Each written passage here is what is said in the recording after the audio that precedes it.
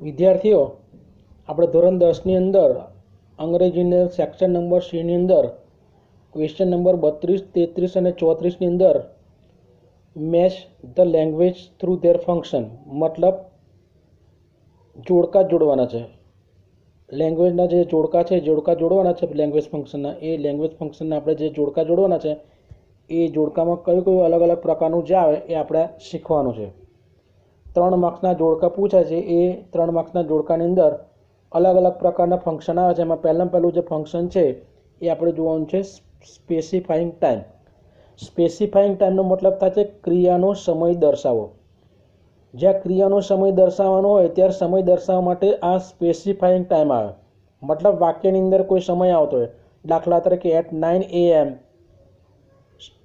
Tomorrow આવતીકાલે, yesterday ગઈકાલે, at noon બપોરે, અથવા તો કોઈ વાર કોઈ વારનું નામ આવતું હોય, કોઈ મહિનાનું નામ, કોઈ સમયનું વાર આવતું હોય, ઉલ્લેખ આવતો હોય, કોઈ ટાઈમિંગ આવતું હોય, તેનું શું કહેવાય? સ્પેસિફાઈંગ ટાઈમ કહેવાય. દાખલા તરીકે ઉદાહરણ જો, the bus will arrive at 10 PM. આ 10 PM એ શું છે? સ્પેસિફાઈંગ ટાઈમ દર્શાવે છે. પછી છે I will meet the principal tomorrow. પાછળ ટુમોરો એટલે આવતીકાલે, હું આવતીકાલને આચાર્યને મળીશ. એ ટુમોરો શું છે? સમય છે. Your result will be declared in June. તમારું જે પરિણામ છે પરિણામ જૂનમાં જાહેર થશે. આ પણ શું છે? એ સમય દર્શાવે છે. તો આ સમય દર્શાવવા માટે શું વપરાય આપણને? Specifying time. જ્યાં સમય આપેલો હોય વાક્યની અંદર તો તે વખતે જોડકાની અંદર સ્પેસિફાઈંગ ટાઈમ તમારે જોડી દેવાનું. અને આની અંદર કેટલીક વખત તમને પરીક્ષાની અંદર વાક્ય પૂર્ણ કરવાના પણ પૂછાય છે. 38, 39 ને 40 નંબરની. એની અંદર પણ આ તમારે વાક્ય પૂરા કરવાના આવે. દાખલા તરીકે complete the sentences by using their function is given in the brackets. કૌંસમાં જે ફંક્શન આપેલું હોય, દાખલા તરીકે સ્પેસિફાઈંગ ટાઈમ, તો એનાથી પણ તમારે વાક્ય પૂરું કરવાનું આવે.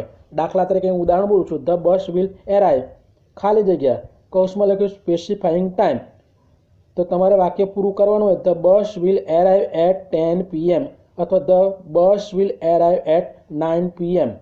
The bus will arrive at 7 o'clock in the morning. વાક્યમાં ટાઈમ આવે તો ટાઈમ દર્શાવવા સ્પેસિફાઈંગ ટાઈમ વપરાય. બરાબર? ખ્યાલ આવી ગયો? ત્યાર પછી આપણે બીજા નંબરનું જે ફંક્શન છે, બીજા નંબરનું ફંક્શન છે ડિસ્ક્રાઇબિંગ પર્સન. ડિસ્ક્રાઇબિંગ પર્સન એટલે વ્યક્તિનું વર્ણન કરવું. વાક્યમાં વ્યક્તિનું જે વર્ણન કરવાનું આવતું હોય એને અંગ્રેજી ભાષામાં ડિસ્ક્રાઇબિંગ પર્સન કહેવાય. આ ડિસ્ક્રાઇબિંગ પર્સનની અંદર શું હોય કે વાક્યને હુથી જોડેલું હોય, હુમથી જોડેલું હોય અથવા તો હુસથી જોડેલું હોય. હુ, હુમ, હુસથી જોડેલું જે વાક્ય હોય એ વાક્યને શું કહેવાય? Describing person. હવે આની અંદર પણ તમારે જોડકા જોડવામાં અને કમ્પ્લીટ સેન્ટેન્સીસની અંદર પરીક્ષામાં પૂછાય 3 માર્કની અંદર.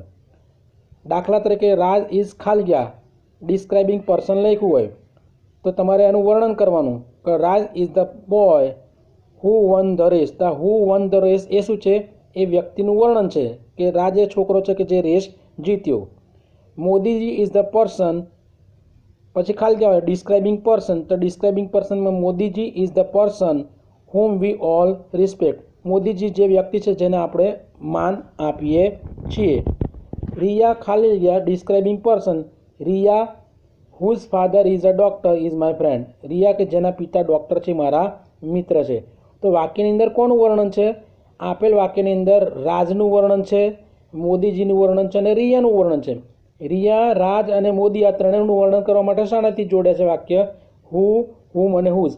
મતલબ કોઈ વ્યક્તિનું વર્ણન આવે તો તમારે એની અંદર શું જોડી દેવાનું? જોડકામાં ડિસ્ક્રાઇબિંગ પર્સન જોડકામાં જોડવાનું. હુ, હુમથી વાક્ય જોડેલા હોય તો સમજવાનું કે ડિસ્ક્રાઇબિંગ પર્સન.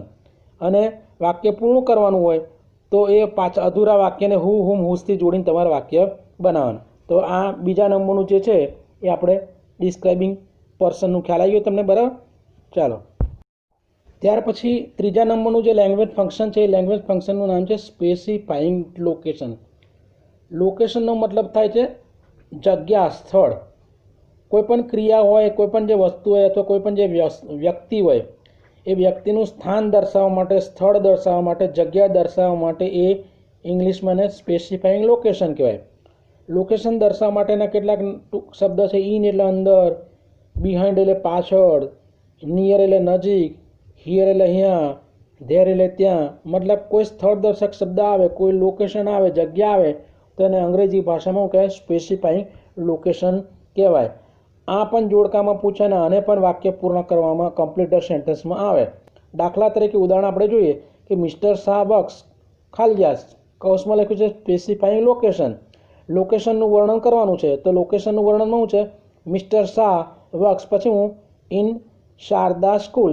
ઇન શારદા જે સ્કૂલ છે એ શું છે? લોકેશન છે. વિશાલ હેઝ નોટ કમ ખાલિયા, સ્પેસિફાઈંગ લોકેશન. વાક્ય પૂરું કરવાનું છે કે વિશાલ હેઝ નોટ કમ, પાછળ હું લખી દીધો હિયર. આ હિયર એટલે અહીંયા, વિશાલ અહીંયા આવ્યો નથી.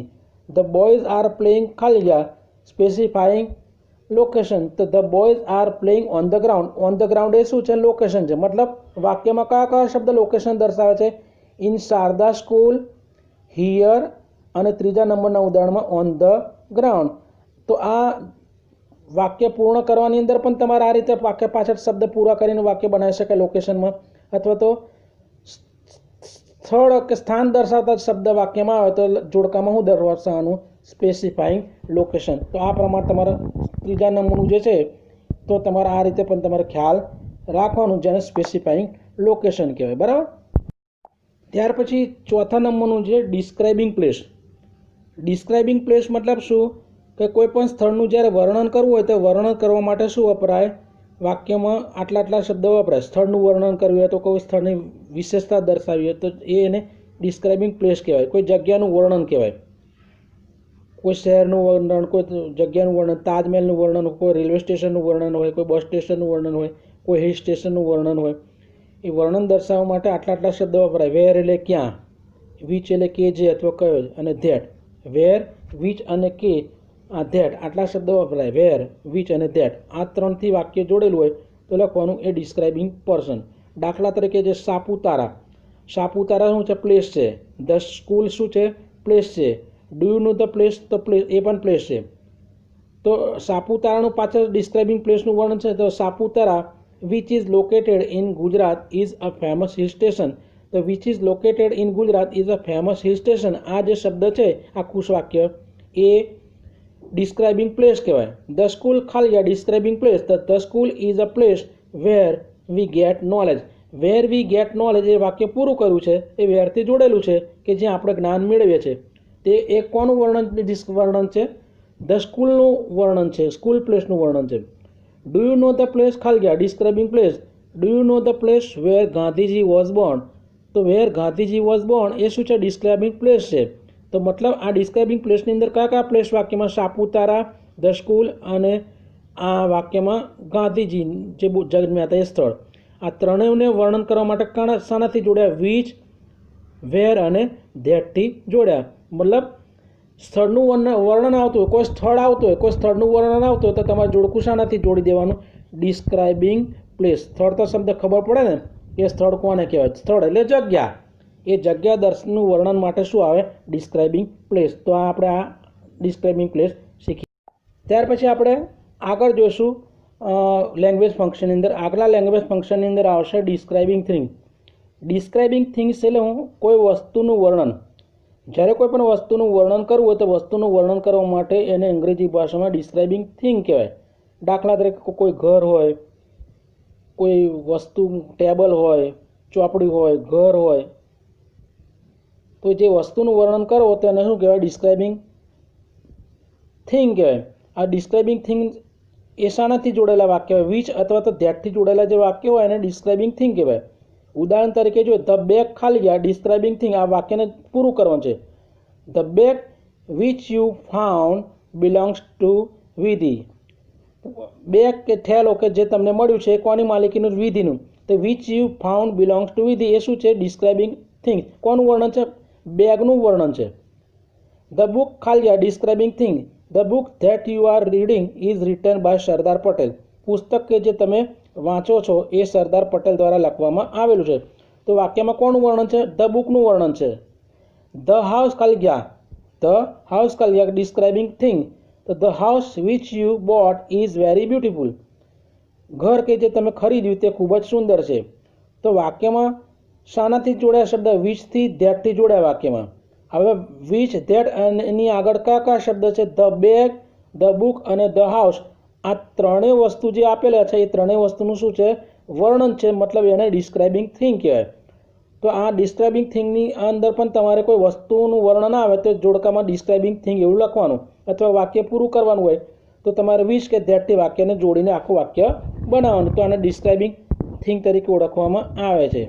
તો આ રીતે આપણે આગળ ડિસ્ક્રાઇબિંગ થિંગ જોઈ ગયા, બરાબર. ત્યાર પછી આપણે આગલું જે લેંગ્વેજ ફંક્શન છે એનું નામ છે duration of time. Duration of time, duration એટલે ગાળો, ઓફ ટાઈમ એટલે કે સમયનો ગાળો. સમયનો જે ગાળો હોય એ સમયનો ગાળો દર્શાવવા માટે અલગ અલગ પ્રકારના શબ્દ વપરાય છે. દાખલા તરીકે કેટલીક વાર સિન્સ વપરાય છે, ફોર વપરાય છે, હાઉ લોંગ વપરાય છે. આવા બધા શબ્દ વાક્યની અંદર વપરાય. હવે આનું ડ્યુરેશન ઓફ ટાઈમ એટલે હું સમયનો ગાળો દર્શાવવા માટે આટલા શબ્દ હોય. ફોર વત્તા સમયનો ગાળો હોય, ફોર વત્તા સમયનો ગાળો હોય, અથવા તો વાક્યમાં હાઉ લોંગ હોય, વત્તા હેવ કે હેઝ હોય, વત્તા કરતા હોય, વત્તા બીન હોય, વત્તા આઈએનજી વાળું ક્રિયાપદ હોય. તો આ સિન્સ, ફોર, આ બધા જે શબ્દ છે એ સમયનો ગાળો દર્શાવે. હાઉ લોંગ વાળું પ્રશ્નાર્થ વાક્ય હોય એ પણ સમયનો ગાળો દર્શાવે. અહીં ઉદાહરણ તરીકે આપણે જોઈએ, ધ ગર્લ્સ હેવ બીન ખાલી જગ્યા ડ્યુરેશન ઓફ ટાઈમમાં ધ ગર્લ્સ હેવ બીન, પછી વાક્ય હું પૂરું કર્યું સ્ટડીંગ ફોર 2 hours. તો વાક્યમાં સ્ટડીંગ ફોર 2 hours લખ્યું. ફોર 2 hours એ શું છે? સમયનો ગાળો. છોકરીઓ કે જે 2 કલાકથી અભ્યાસ કરી રહી છે. શિવમ ખાલી જગ્યા ડ્યુરેશન ઓફ ટાઈમ, વાક્ય પૂરું કરવાનું છે. Shivam has been waiting there for a long time. તો ફોર એ લોંગ જે ટાઈમ છે એ શબ્દ છે એ શું છે? ડ્યુરેશન ઓફ ટાઈમ, સમયનો ગાળો દર્શાવે છે.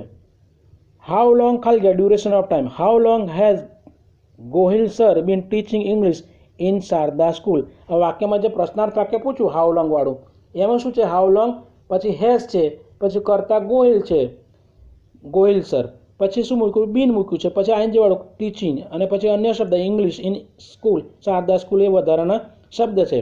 મતલબ ડ્યુરેશન ઓફ ટાઈમની અંદર સમયનો ગાળો દર્શાવતા શબ્દ આવે, ફોર આવે, સિન્સ આવે, હાઉ લોંગ આવે તો જોડકું હાનાથી જોડવાનું? Duration of time. અથવા તો વાક્યને પૂરું કરવાનું તો પણ તમારે આ રીતે વાક્ય પૂરું કરી શકાય. તો આ જે ડ્યુરેશન ઓફ ટાઈમ આપણે જોઈએ. ત્યાર પછીનું જે આગળનું લેંગ્વેજ ફંક્શન છે inquiry as nature. Inquiry as nature એટલે હું કોઈ પૂછપરછ કરવી. આપણે કોઈ પૂછપરછ કરવી હોય તો પૂછપરછ કરવા માટે સામાન્ય રીતે WH ક્વેશ્ચનનો ઉપયોગ કરવામાં આવે. મતલબ હુથી, વોટથી, વાયથી, વેનથી, how many, how much, which, whose. WH પ્રકારના જે પ્રશ્નાર્થ વાક્ય આવે તો સમજવાનું કે એ ઇન્ક્વાયરી ઓફ નેચર કહેવાય. પ્રશ્નાર્થ વાક્ય આવે તો સમજવાનું એને ઇન્ક્વાયરી ઓફ નેચર એટલે જોડકામાં જોડી દેવાનું.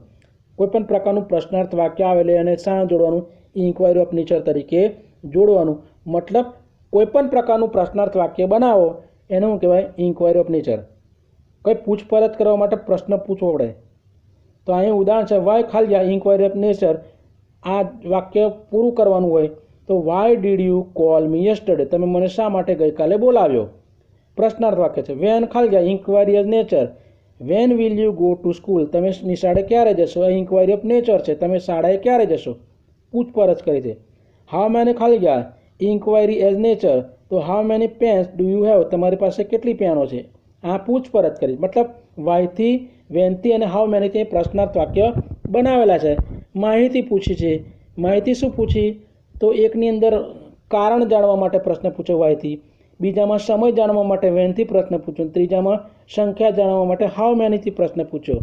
તો અલગ અલગ પ્રકારના જે પ્રશ્નાર્થ વાક્ય છે, મતલબ કોઈપણ પ્રકારનું પ્રશ્ન પૂછવા માટે વપરાતો પ્રશ્નાર્થ વાક્ય હોય એને ઇન્ક્વાયરી ઓફ નેચર તરીકે ઓળખવામાં આવે.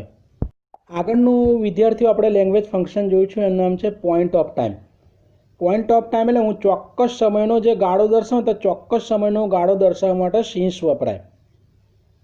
સિન્સ એ શું દર્શાવે? ચોક્કસ સમયનો ગાળો દર્શાવે.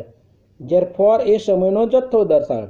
મતલબ સિન્સવાળું જે વાક્ય જોડેલું હોય તો સમજવાનું કે વાક્ય શું છે? એ પોઈન્ટ ઓફ ટાઈમ દર્શાવે છે. વાક્યમાં સિન્સવાળું આવે તો એને જોડકામાં શું? પોઈન્ટ ઓફ ટાઈમથી જોડવાનું. અને પોઈન્ટ ઓફ ટાઈમ એ ચોક્કસ સમયનો ગાળો દર્શાવે સિન્સવાળું વાક્ય. સિન્સવાળા વાક્યમાં શું હોય? સિન્સ વત્તા કોઈ સમય હોય, સિન્સ વત્તા કોઈ સમય હોય. અને પછી સિન્સ કેટલીક વાર વેનથી પણ પ્રશ્નાર્થ વાક્ય હોય, વેનવાળું વાક્ય હોય, વેન પછી હેવ કે હેઝ હોય, વત્તા કરતા હોય, વત્તા બીન, વત્તા આઈએનજી વાળું ક્રિયાપદ હોય. મતલબ સમયનો ચોક્કસ સમય દર્શાવવા માટે શું વપરાય? સિન્સ.